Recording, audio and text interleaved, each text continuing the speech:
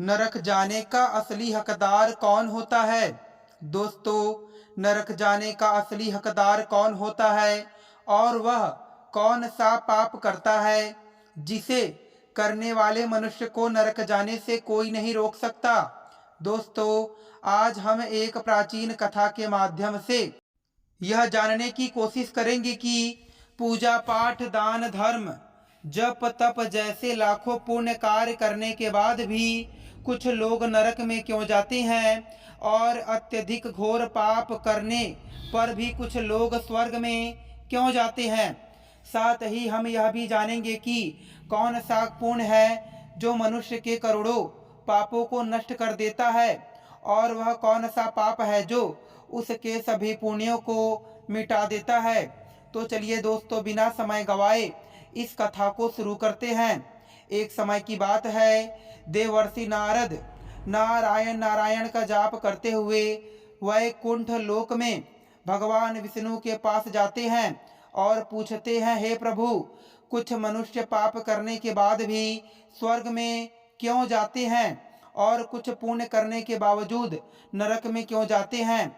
ऐसा कौन सा पाप है जो समस्त पुण्य को नष्ट कर डालता है और कौन सा पुण्य है जो समस्त पापों को नष्ट कर डालता है? दोस्तों, तब भगवान विष्णु मुस्कुराते हुए कहते हैं, हे देवर्षि, आपने बहुत उत्तम प्रश्न किया है। आज मैं आपको एक प्राचीन कथा सुनाता हूँ जिससे आपको सभी प्रश्नों के उत्तर मिल जाएंगे और जो भी इस कथा का श्रवण करेगा उसके समस्त पाप नष्ट हो जाएंगे। फिर देवर्षि कहते हैं, हे प्रभु, मुझे इस कथा को सुनने का सौभाग्य प्राप्त हो। मैं इसे ध्यान से सुनूंगा और इसका प्रचार भी करूंगा। फिर भगवान विष्णु कहते हैं, हे देवर्षि, पूर्व काल में मध्य प्रदेश के एक नगर में एक ही समय पर 5 मनुष्य की मृत्यु हो जाती है और वे सभी यमलोक में पहुंच जाते हैं, जिससे यमलोक का दृश्य देखकर वे सभी भयभीत हो जाते हैं। उनके शरीर में कपकपी शुरू हो जाती है। यमराज अपने सुवर्ण सिंहासन पर विराजमान होते हैं और चित्रगुप्त उनके पास बैठे होते हैं, जिनके पास सभी प्राणियों के कर्मों का लेखा जोखा होता है। यम के दूत प्राणियों को आगे धकेलते हैं, जिससे कुछ मनुष्य जोर जोर से विलाप कर रहे होते हैं तो कुछ अत्यंत प्रसन्न होकर चल रहे होते हैं। स्वर्ग के द्वार से सुंदर प्रकाश दिखाई दे रहा होता है, वहीं नरक के द्वार से भयंकर अग्नि की लपटें नजर आई होती हैं, जिससे यह भयावत दृश्य देखकर वे पांचों एक दूसरे से बात करने लगते हैं और अपने अपने पापों की चर्चा करने लगते हैं।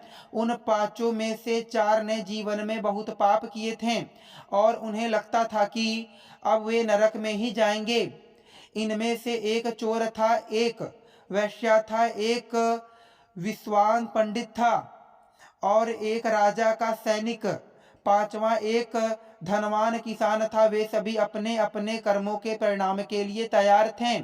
फिर एक एक करके वे सभी अपने पापों को व्यक्त करने लगते हैं। चोर कहता है, मैं तो पक्का नरक में ही जाऊंगा क्योंकि मैंने बहुत बार चोरी की है, दूसरों का धन लूटा है और उन्हें कष्ट पहुंचाया है, लेकिन ऐसा मैंने मजबूरी में किया है। चोरी करके मैं अपने परिवार का पेट पालता था क्योंकि मुझे कोई काम नहीं देता था।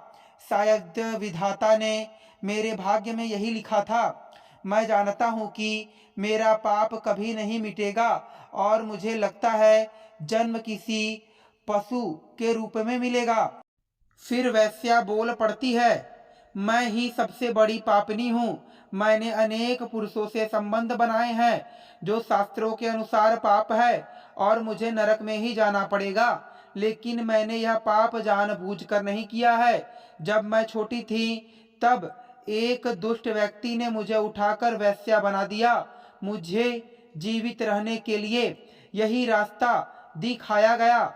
मैं करती भी तो क्या, मेरे पास लड़ने की शक्ति नहीं थी। मुझे पता नहीं किस पाप के कारण इस जन्म में वैश्या बनना पड़ा।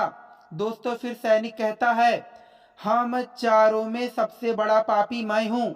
मैंने कई निर्दोष लोगों को सताया है, बिना किसी गलती के उन्हें दंड दिया है। मैं जानता था कि यह सब पापों के कारण नरक में ही जाना पड़ेगा, लेकिन यह सब मैंने अपने परिवार के पालन पोषण के लिए किया था और मजबूरी में किया था। दोस्तों, इस तरह सभी पांचों अपने अपने पापों को लेकर चिंतित होते हैं। उनके बाद वह विद्वान पंडित बोला, भाई, हम चारों में से सबसे बड़ा पापी तो मैं हूँ। तुम लोगों ने जो पाप किए हैं वह या तो अनजाने में किए हैं या किसी ने तुम्हें मजबूरी में करवाए हैं, लेकिन मैं तो विद्वान था, मुझे सच और झूठ का ज्ञान था, फिर भी मैंने धन के लोभ में पाप किए हैं। शास्त्र कहते हैं कि जो सब कुछ जान कर भी पाप करता है वह निश्चित ही नरक में जाता है।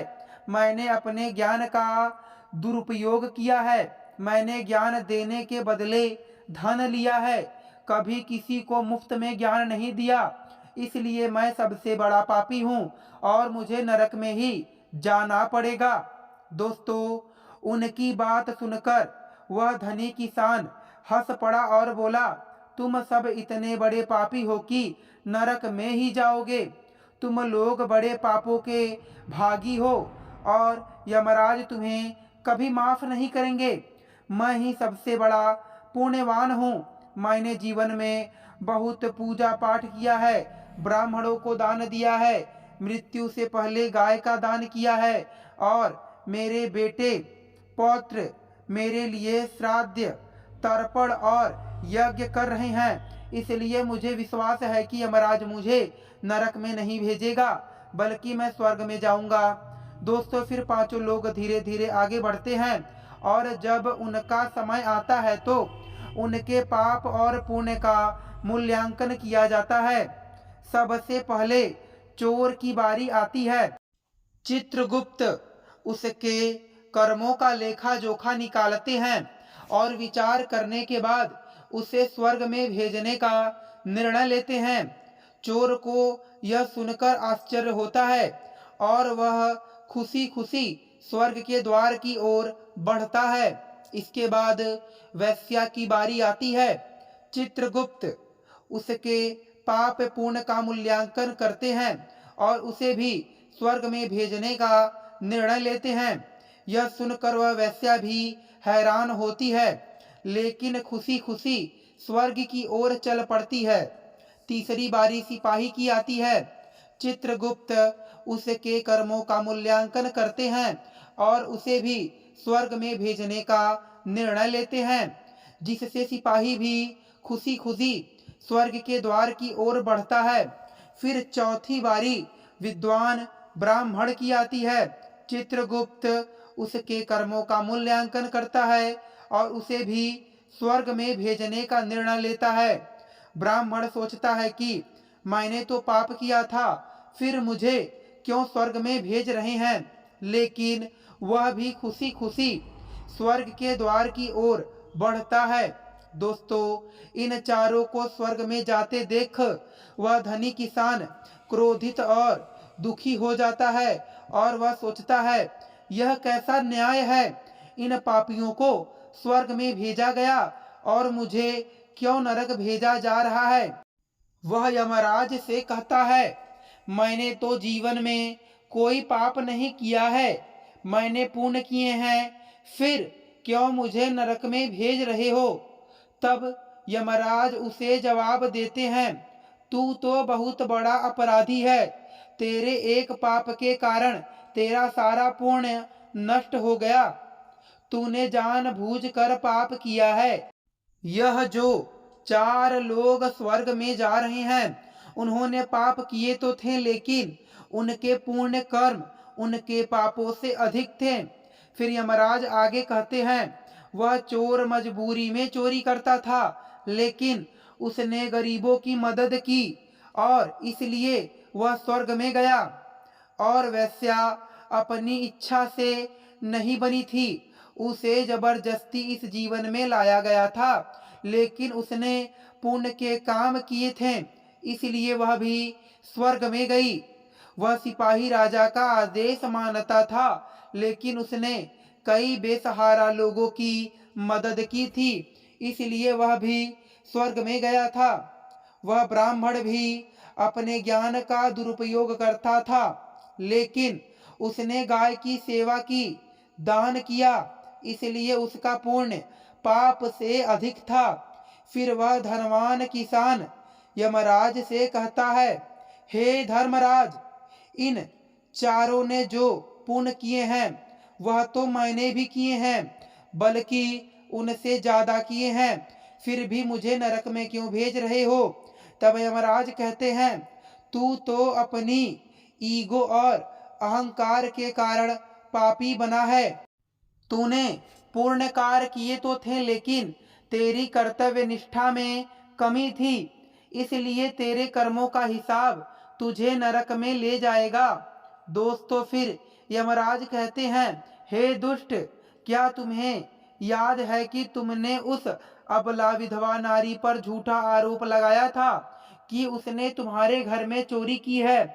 तुमने उसके ऊपर व्यभिचारिणी और वेश्या जैसे घिनौने लांछन लगाए और उसके चरित्र को कलंकित किया।